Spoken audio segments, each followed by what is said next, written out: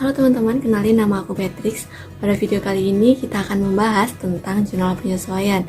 Mulai dari apa itu jurnal penyesuaian, mengapa harus disesuaikan, dan akun apa saja yang harus disesuaikan. Sebelum kita mulai, jangan lupa subscribe channel ini dan aktifkan tombol loncengnya supaya kalian bisa terus update video terbaru.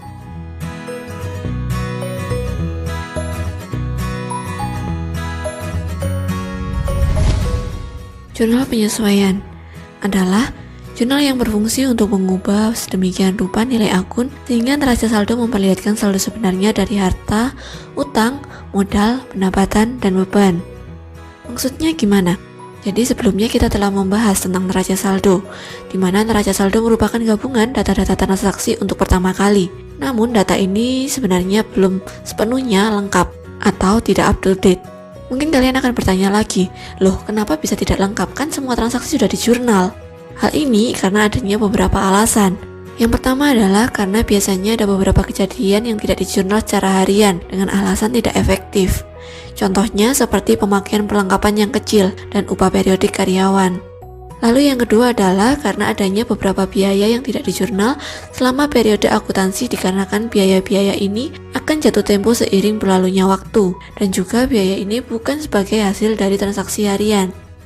Contohnya adalah biaya asuransi atau sewa, serta memburuknya kondisi bangunan. Dan yang terakhir adalah karena adanya beberapa item yang mungkin belum bisa dicatat, seperti tagihan listrik yang belum kita terima sampai periode akuntansi berikutnya. Karena berbagai alasan seperti inilah, maka kita harus menyesuaikan jurnal kita sehingga laporan keuangan yang nanti kita hasilkan benar-benar mencerminkan kondisi sebenarnya dari perusahaan. Pertanyaan selanjutnya adalah kapan jurnal ini akan dibuat? Pada kenyataannya, jurnal penyesuaian ini biasanya dibuat setelah tanggal neraca. Namun, ayat jurnal penyesuaian ini akan diberi tanggal yang sama dengan tanggal neraca. Jadi, kalau misalnya tanggal neracanya 31 Desember, mungkin kita baru bisa menyelesaikan jurnal penyesuaian ini sekitar tanggal 5 Januari atau lebih. Bukan karena masih dalam suasana liburan ya teman-teman. Jadi hal ini disebabkan karena akuntan atau perusahaan harus menganalisis setiap akun neraca saldo untuk menentukan apakah akun tersebut telah lengkap dan up to date bagi tujuan pembuatan laporan keuangan. Analisis ini tentu saja harus dicocokkan dengan data-data perusahaan dan akan memerlukan pemahaman yang menyeluruh tentang operasi perusahaan serta hubungan antar akun. Sekarang mari kita mengenal apa saja transaksi yang perlu kita sesuaikan dengan ayat jurnal penyesuaian. Ayat jurnal penyesuaian dapat diklasifikasikan menjadi dua, yaitu dibayar di muka atau prepayment dan akrual. Masing-masing dari kelompok ini memiliki dua subkategori, yaitu untuk pembayaran di muka terdiri dari beban dibayar di muka dan pendapatan diterima di muka. Sedangkan kelompok akrual terdiri dari pendapatan yang masih harus diterima atau pendapatan akrual dan beban yang masih harus dibayar atau beban akrual. Sekarang mari kita bahas satu persatu. Yang pertama untuk transaksi pembayaran di muka, di mana pembayaran di muka bisa berbentuk beban dibayar di muka atau pendapatan diterima di muka. Beban dibayar di muka adalah beban yang dibayar secara tunai dan dicatat sebagai aktiva sebelum digunakan atau dikonsumsi.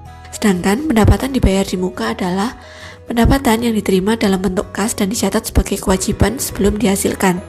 Jadi beban dibayar di muka akan dilakukan oleh konsumen ketika melakukan pembayaran untuk aktiva yang akan digunakan atau dikonsumsinya. Sedangkan pendapatan diterima di muka akan dilakukan oleh pelaku usaha ketika menerima kas namun belum dapat diakui sebagai pendapatan pada periode tertentu. Contoh sederhananya adalah ketika kita melakukan pembayaran untuk uang kuliah. Biasanya kita akan membayar uang kuliah semesteran pada awal sebelum proses kuliah dilakukan. Bagi mahasiswa, maka ini diakui sebagai beban dibayar di muka. Mengapa?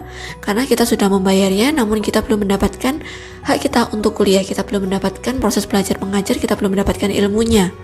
Sedangkan bagi pihak kampus, ini akan diakui sebagai pendapatan diterima di muka. Mengapa? Karena pihak kampus sudah menerima uang yang merupakan pendapatan, namun belum memberikan jasa berupa perkuliahan bagi mahasiswa yang sudah membayar.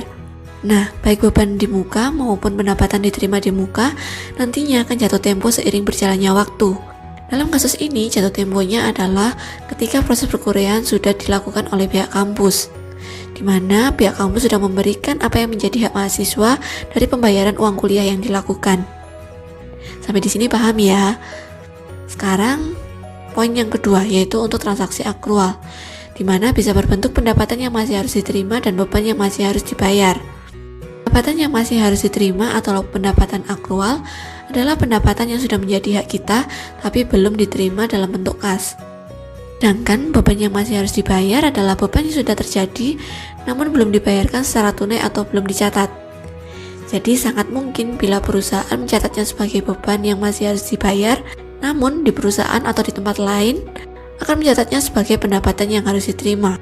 Misalnya saja seperti gaji karyawan. Setiap perusahaan memiliki sistem yang berbeda dalam menggaji karyawan. Ada yang diberikan di awal bulan maupun di akhir bulan. Misalnya, perusahaan menyepakati bahwa gaji akan diberikan pada tanggal 28 di setiap bulannya. Sehingga apabila satu bulan ada 30 hari, maka ada sisa 2 hari yang belum digaji kan? Nah, gaji dari 2 hari tersebut merupakan beban akrual dan kewajiban bagi perusahaan. Namun, kewajiban ini akan hilang pada saat jatuh temponya, yaitu saat pembayaran gaji di bulan selanjutnya. Sekarang mari kita balik. Bagaimana kalau ilustrasi yang kita gunakan ini digunakan untuk karyawan yang merupakan penerima gaji tersebut? Jadi apabila kita bertindak sebagai penerima gaji, maka hak kita untuk 2 hari yang belum dibayarkan di bulan sebelumnya akan kita catat sebagai pendapatan akrual dan merupakan piutang bagi kita. Sampai di sini bisa dimengerti ya teman-teman. Jadi sekarang mari kita rangkum inti dari apa yang kita dapatkan di video kali ini.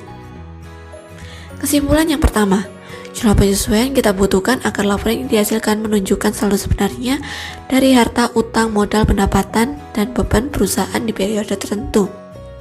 Yang kedua, jurnal penyesuaian dilakukan untuk 2 kategori, yaitu pembayaran di muka dan akrual.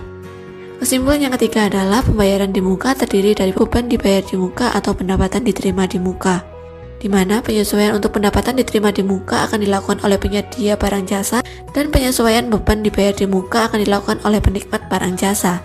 Dan kesimpulan yang terakhir atau yang keempat adalah kategori akrual terdiri dari pendapatan yang harus diterima dan beban yang masih harus dibayar, di mana penyesuaian untuk pendapatan yang masih harus diterima dilakukan oleh pelaku usaha dan penyesuaian untuk beban yang masih harus dibayar akan dilakukan oleh penikmat barang jasa.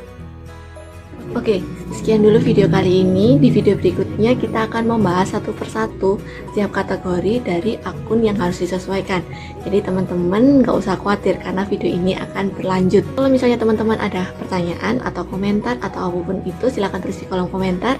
Jangan lupa like video ini kalau misalnya kalian suka. Terima kasih sudah menonton. Bye-bye.